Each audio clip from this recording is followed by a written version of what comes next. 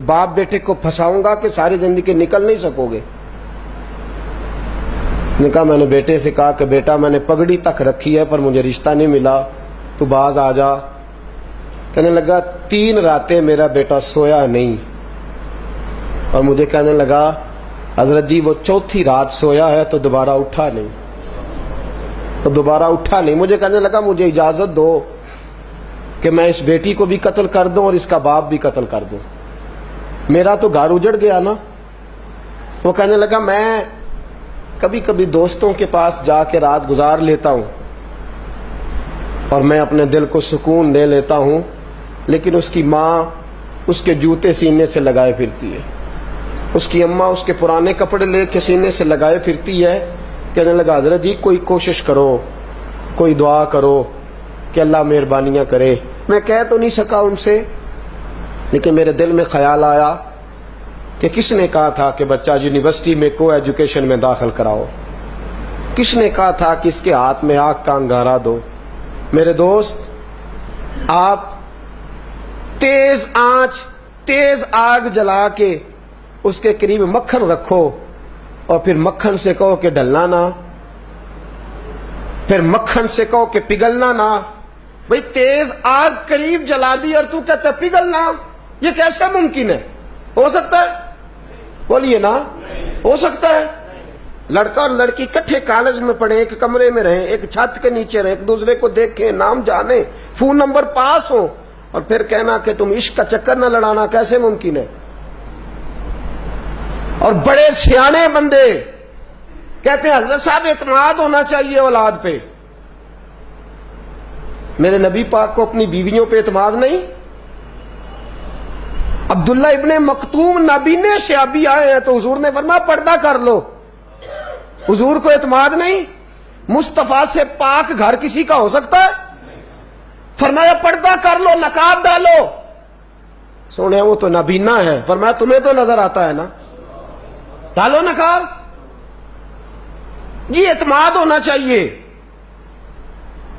ये कैसा एतमाद है कि तू तेज आग जलाए और मक्खन करीब रख के एतमाद कर? ये कैसा एतमाद है? एक हदीस सुनाने लगा, जिंदगी भर भूलना ना,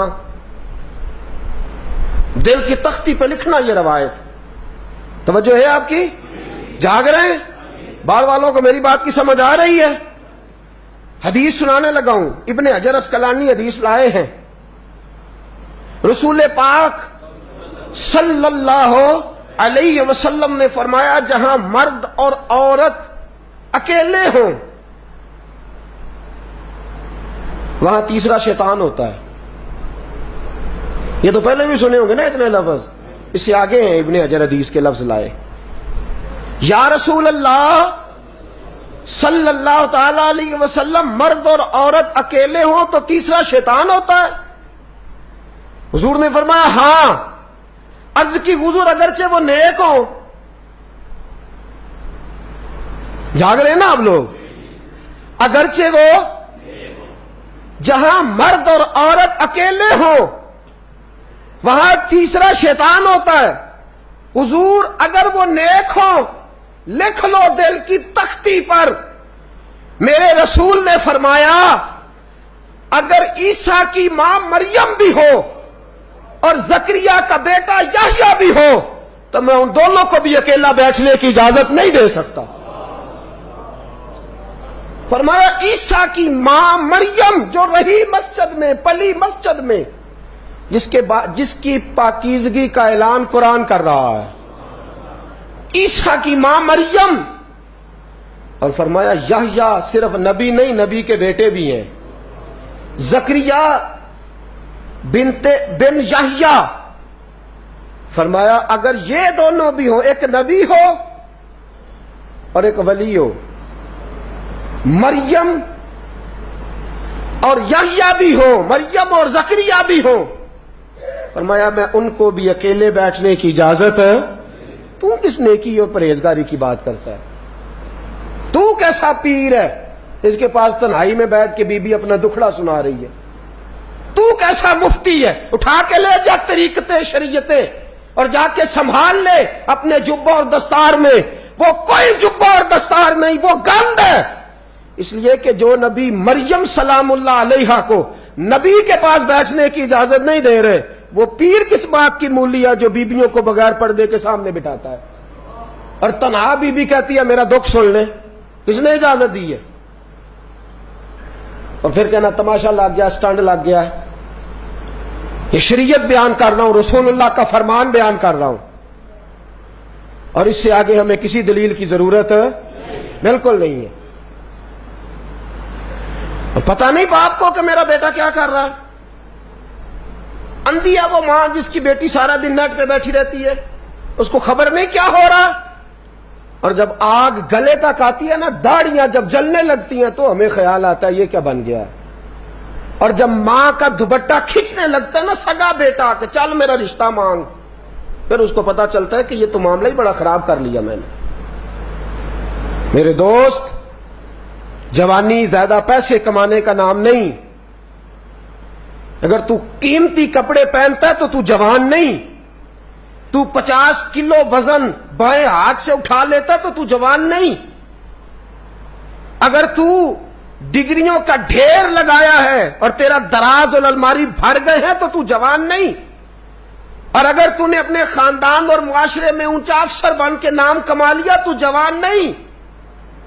جوان اس کو کہتے ہیں جس کی جوانی پاکیزہ ہوتی ہے، جوان اس کو کہتے ہیں جس کی نظر جھکی ہوئی ہوتی ہے، جوان اس کو کہتے ہیں جو حیا کا پتلا ہو، جوان اس کو کہتے ہیں جو شرم کا پیکر ہو، جوان اس کو کہتے ہیں جس کی نظر سے معاشرے کی بہو بیٹیاں بچی ہو۔